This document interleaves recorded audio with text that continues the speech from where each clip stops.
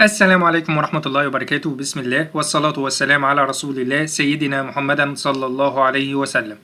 أهلا بكم في حلقة جديدة من سلسلة تعليم مايكروسوفت أوفيس إكسل. في حلقة النهاردة هنتعلم مع بعض إزاي نخلي شيت الإكسل تمنع تكرار البيانات. يعني لو أنا عندي مثلا بيانات زي كده، كود الموظف واسم الموظف والوظيفة، عندي بيانات زي كده وجيت حبيت أدخل بيان تاني وما خدتش بالي إن البيان ده موجود بالفعل، زي مثلا البيان دوت اللي هو الكود 102 سامح إبراهيم. لو أنا جيت أدخله مرة تانية قلت هنا 102 وجيت دوست إنتر، هيطلع لي رسالة زي كده تكرار في البيانات، ومحتوى الرسالة البيان الذي تحاول إدخاله موجود بالفعل.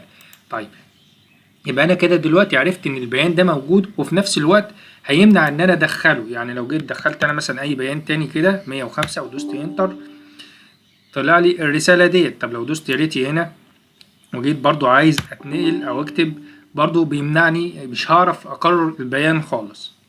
ازاي نعمل حاجه زي كده؟ هو ده هيبقى موضوع حلقتنا النهارده. بس في البدايه يا ريت ما تبخلش عليا بلايك للفيديو، واللي بيشوفني لاول مره يعمل اشتراك في القناه، ويلا بينا نبدا الحلقه على طول.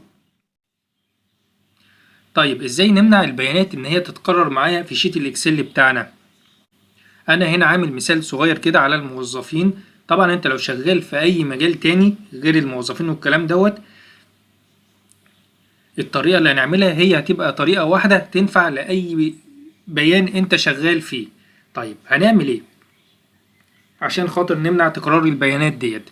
طيب هنيجي كده على اي خلية فاضية، هنيجي مثلا على الخلية ديت، هنعمل فيها معادلة صغيرة جدا، وطبعا بعد كده هنبقى نمسح البيان ده لان مش هنحتاجه بعد كده. طيب المعادلة اللي احنا هنعملها دي معادلة ايه؟ هنستخدم معادلة if count. طيب هنستخدمها ازاي؟ هنقول هنا بتساوي، وهاجي هنا اقول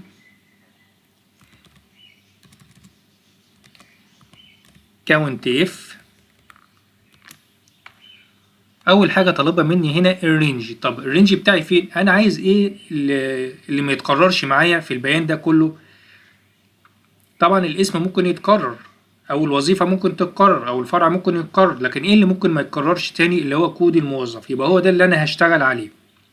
طيب الرينج بتاعي اللي هو من اول ايه 3 لحد اخر بيان معايا في الجدول، او لو انا بعد كده هدخل بيانات تانية جديدة يبقى انا هخليها لغاية ايه اخر الشيت خالص. يبقى هنعلم على البيان كله. هنعلم عليها ازاي؟ هنقف على اول خلية كده اللي هي ايه 3، وبعد كده من الكيبورد هندوس على زر الشيفت مع كنترول مع السهم اللي نازل لتحت. يبقى هو كده علم لي على البيانات اللي موجودة بالفعل. طيب انا عايز ازود تاني، هدوس على زي ما انا دايس كده على الشيفت والكنترول، هدوس مرة تانية على السهم اللي نازل لتحت مرة تانية، هينزل لغاية اخر صف في الشيت بتاعي. طيب ممكن واحد يجي يقول لي طب بدل ما انت ما تعمل كده، امسح ده كده كله كده وتعالى بالماوس اقف كده على العمود ايه كله كده، يبقى هو علم على العمود كله. طيب الطريقة دي هتبقى غلط ومش هتشتغل معانا. لازم انا اقف على البيانات نفسها. هنقف على البيانات نفسها ازاي؟ مرة تانية هاجي اقف كده بالماوس على اول بيان، البيان دوت اللي هو المية دوت الخلية ايه 3، وبعد كده من الكيبورد هندوس على الشيفت مع الكنترول مع السهم اللي نازل تحت، هيعلمني على البيانات اللي موجودة بالفعل جوه الجدول. بعد كده انا عايز ازود برضو صفوف تانية، زي ما احنا ضاغطين على الشيفت والكنترول هندوس مرة تانية على السهم اللي نازل لتحت، هيجيب لي اخر بيان في الشيت بتاعي. طيب بعد كده هعمل ايه؟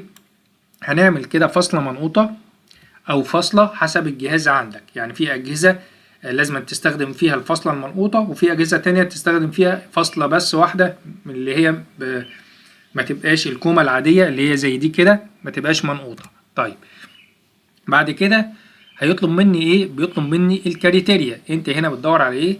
هنقف كده على اول خلية، وبعد كده هنقفل القوس وهندوس انتر. هو هنا عمل ايه؟ عدلي الخلية الاولانية دي موجودة كم مرة؟ موجودة مرة واحدة. يعني معنى كده لو انا دوست هنا على 100 مرة تانية ودوست انتر، عدها لي بقى ايه مرتين. ولو جيت كررتها مرة تانية ودوست انتر خليها لي 3. يبقى كده هو بيعد لي البيان موجود كام مرة. طيب انا مش عايزه يعد لي الخلايا، انا عايزه يحسبها لي بالمنطق. عايزه مثلا ايه، لو الكود الموظف ده موجود اكتر من مرة يخليها لي ترو، لو هو موجود مرة واحدة اقصد يخليها لي ترو، لو موجود اكتر من مرة يخليها لي فولس. هنعملها ازاي؟ هنيجي على المعادلة بتاعتنا كده هنفتحها، وهاجي في الاخر خالص كده هنقول بتساوي 1 وهنضغط انتر، بقت ايه ترو. طب لو انا جيت حطيت هنا 100، كررت البيان تاني مرة ودوست انتر، طلع لي ايه فولس. لو جيت مسحت ديت كده بقت ترو، يبقى البيان دوت موجود مرة واحدة ترو، ولو اتكرر تاني هتبقى فولس. طيب دلوقتي انا دلوقتي عايز اثبت الرينج بتاعي اللي انا عملته. انا دلوقتي الرينج بتاعي من ايه 3 لغاية ايه 1,048,576 صف. عايز اثبت الرينج دوت، هنعلم عليه بالماوس كده كله على الرينج كله كده، ومن الكيبورد هنضغط على زر F4 عشان نثبت الرينج بتاعنا، وبعد كده هندوس انتر. طيب هنعمل ايه بعد كده؟ هنيجي ناخد المعادلة دي كده كوبي، هنعلم عليها كلها كده وهناخدها كوبي، وبعد كده خلاص احنا مش محتاجين المعادلة دي تاني، هنمسحها مش محتاجينها، احنا واخدينها كوبي. هنعمل ايه بيها؟ هنيجي كده نخش على قائمة داتا، ومن قائمة داتا قبل ما اخش على قائمة داتا لازم انا اعلم على الرينج بتاعي مرة تانية. هاجي كده اقف على الخلية من ايه 3، ومن الكيبورد زي ما اتعلمنا هنضغط على زر الشيفت والكنترول والسهم اللي نازل لتحت، وهضغط على السهم مرة تانية وانا دايس على الشيفت والكنترول عشان يعلم لي على الصفوف كلها اللي انا محتاجها او محتاج البيانات ما تتكررش فيها مرة تانية. طيب بعد ما ظللنا عليها كده هنعمل ايه؟ هنخش على قائمة داتا، ومن قائمة داتا هنخش على مجموعة الداتا تولز، هنختار منها الداتا فاليديشن، هنفتح السهم ده كده ونختار داتا فاليديشن. هتفتح معانا النافذة ديت، من النافذة دي هنيجي هنا نفتح السهم دوت وهيطلع لنا كذا اختيار، هنختار من الاختيارات ديت اخر حاجة اللي هي كاستم. مجرد ان اختار الكاستم هيطلع لي هنا شريط صيغ هنحط فيه المعادلة اللي احنا كنا واخدينها كوبي.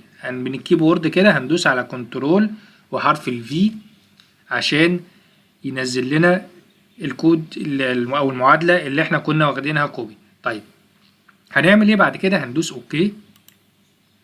لو انا جيت دلوقتي حبيت اقرر اي كود او اي بيان، لو قلت هنا مثلا 105 حبيت اكرره مرة تانية ودوست انتر، هيطلع لي رسالة زي كده.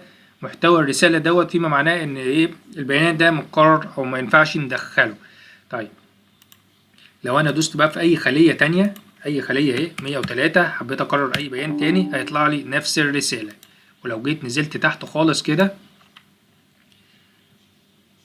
في اي خلية في العمود ايه في الرينج اللي احنا كنا محددينه، قلنا هنا 104 مثلا، هيطلع لي برضو نفس الرسالة.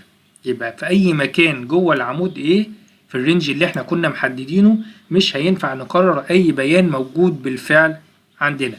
طيب الرسالة اللي بتطلع لنا ديت اللي هي ديت انا عايز اغيرها، هي مكتوبة كده بالانجليزي انا مش فاهمها، عايز اغير مثلا العنوان بتاعها ومحتوى الرسالة. هنعمل الكلام ده ازاي؟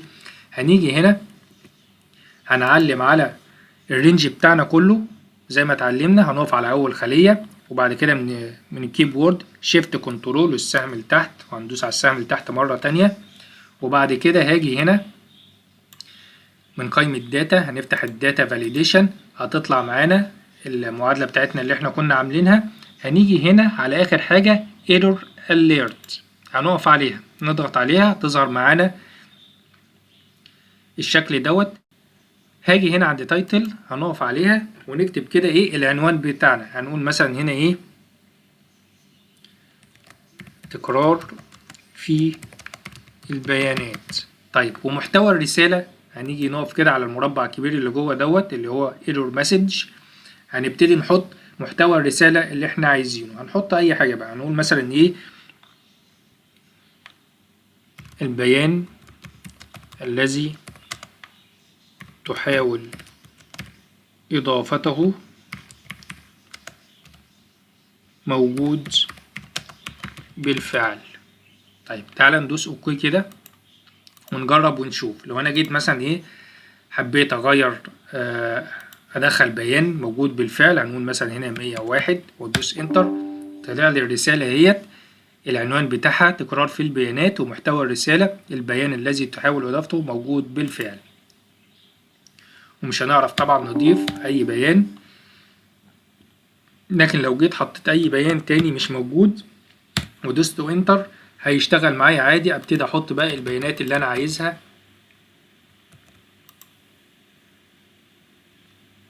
وهيسمع معايا عادي. طب لو جينا كده قررنا اي بيان تاني او دخلنا ال 106 اللي لسه حاطينها، هيطلع لنا نفس الرسالة، البيان الذي تحاول اضافته موجود بالفعل. هو ده كان موضوع حلقتنا النهاردة، ازاي نمنع تكرار البيانات في شيت الاكسل. طبعا الطريقة ديت انت ممكن تعملها في اي بيان انت شغال فيه، يعني مش شرط يبقى موظفين والكلام ده، انت اي بيان مش عايزه يتكرر هتبقى هي نفس الطريقة في شيت الاكسل. انا يمكن اكون شرحت الكلام دوت بس في اليوزر فورم، ازاي نمنع تكرار البيانات في اليوزر فورم. فحبينا نعمل نفس الحلقة بس على شيت الاكسل عشان اللي ما بيشتغلش يوزر فورم وبيشتغل على شيت الاكسل. اتمنى تكون حلقة النهاردة عجبتكم، يا ريت ما تبخلوش عليا بلايك للفيديو، واللي بيشوفني لأول مرة يعمل اشتراك في القناة، وانتظروني في الحلقة القادمة، والسلام عليكم ورحمة الله وبركاته.